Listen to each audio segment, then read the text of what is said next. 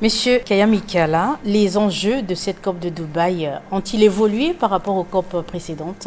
Alors, merci Madame Etokabeka. Il faut comprendre que la COP de Dubaï, vous l'avez dit, intervient juste après la COP de Sharm el-Sheikh en Égypte, où donc a été initié ce fonds pour les pertes et dommages, c'est-à-dire un fonds qui va être débloqué pour accompagner les pays qui vivent déjà les affres du changement climatique, c'est-à-dire des véritables dégâts.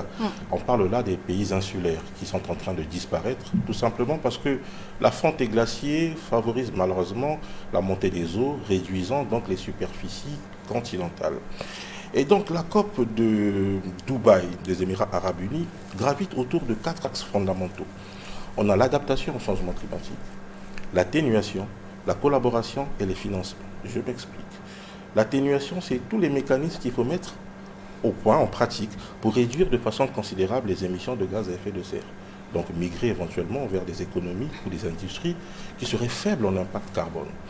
Et dans l'adaptation, les populations qui vivent le dérèglement climatique doivent s'adapter. Je prends le cas des populations africaines, dans le volet agriculture, la désertification. Comment réfléchir à continuer à faire de l'agriculture tout en s'adaptant malheureusement au dérèglement climatique qui impacte sur les cycles pluviométriques.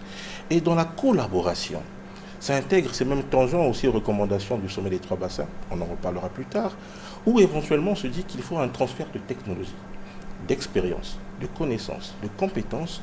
Les pays qui vivent déjà les affres du changement climatique peuvent aujourd'hui se compléter dans une mutualisation de plaidoyer pour lutter contre les changements climatiques. Et enfin, la question la plus importante, le financement. Parce qu'aujourd'hui, Madame Etokabeka, pour lutter contre le changement climatique, il faut avoir une santé financière prononcée.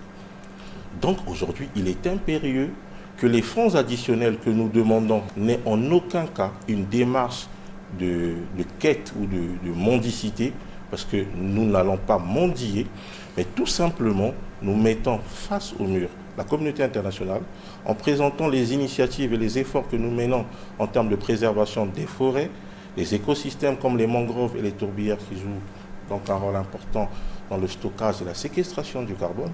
Et en retour, nos populations, je parle devant un responsable des populations autochtones, nos populations ont droit au développement économique, ont droit au développement social.